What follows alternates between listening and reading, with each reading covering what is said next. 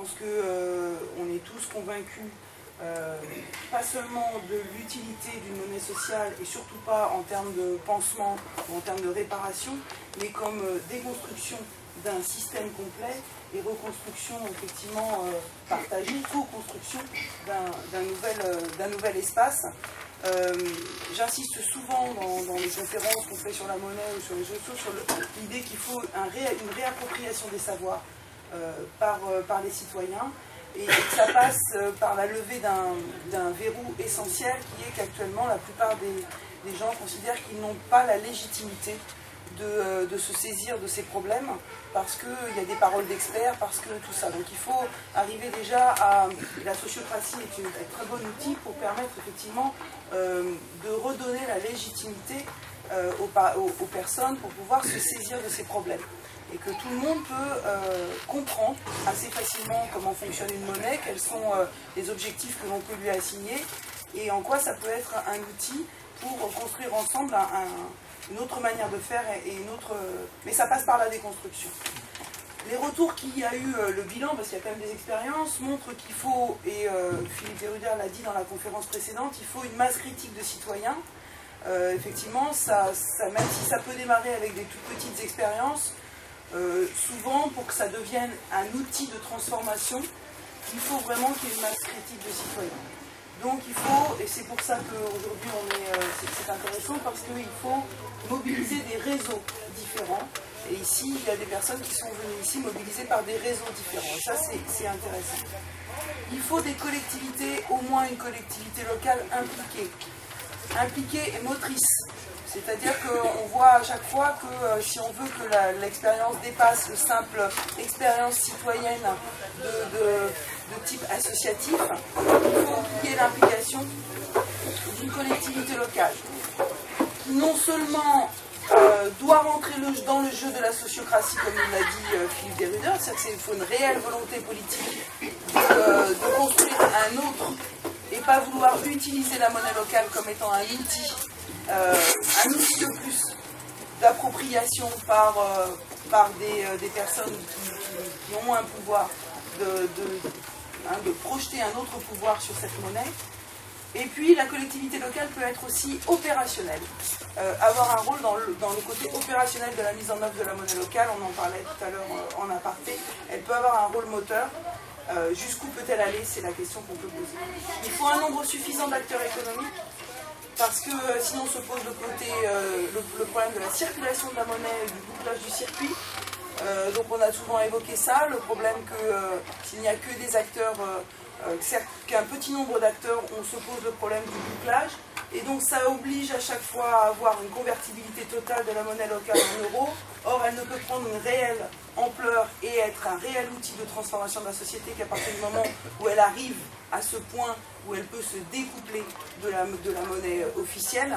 Et donc ça suppose un nombre suffisant d'acteurs économiques, et là aussi on revient sur le rôle de la collectivité locale. C'est la collectivité locale qui peut impulser ce moment où la monnaie peut se découpler. Même si au départ, on est bien d'accord, il faut une convertibilité pour asseoir la confiance, pour asseoir la faisabilité, pour tout ça. Mais l'objectif, c'est quand même que la monnaie locale soit une monnaie, et pas seulement une unité de compte différente, sinon on ne transforme pas les mentalités. Oui. Est-ce que juste on pourrait dire que ça au préalable... Il faut parler fort. Oui. Juste l'idée qui vient, c'est que...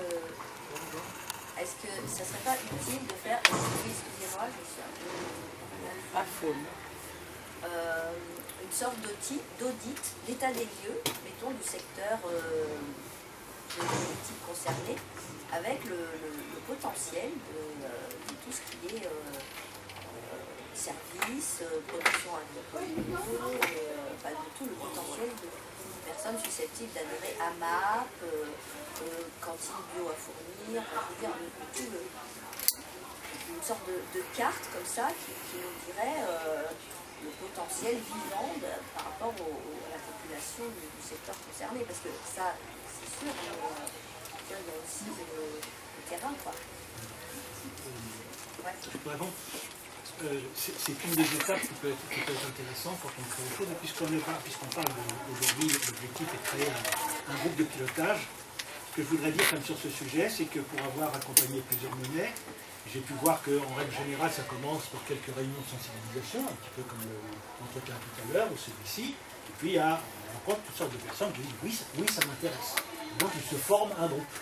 Puis on s'aperçoit que, en règle générale, après un premier élan, ça patauge, parce que il y a une mauvaise appréciation du niveau d'engagement et de ce que ça contient de lancer une monnaie complémentaire. Donc il y a beaucoup de personnes qui ont l'impatience de voir cette monnaie arriver, puis au bout d'un mois ou 2 mois, on se réunit, on tourne en rond, ça n'aboutit pas, il y a une perte de motivation.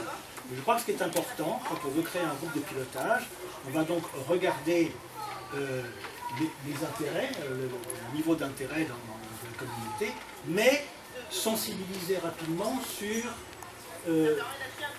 qu'est-ce que c'est que lancer une monnaie complémentaire et à quoi on s'engage pour pouvoir déterminer à l'intérieur de ce groupe qui va faire partie du groupe fondateur.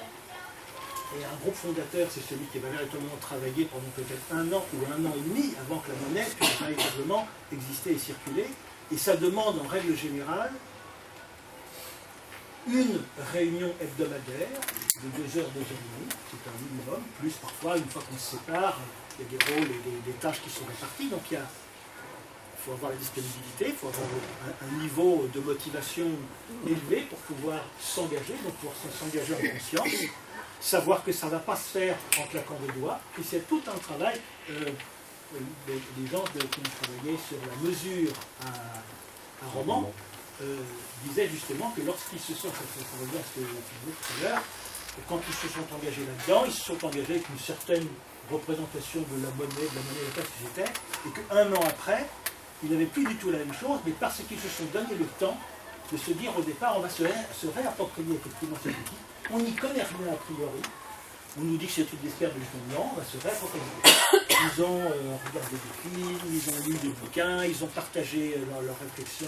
Donc ils ont véritablement, se sont véritablement réapproprié le sujet. Mais ils y ont passé du temps.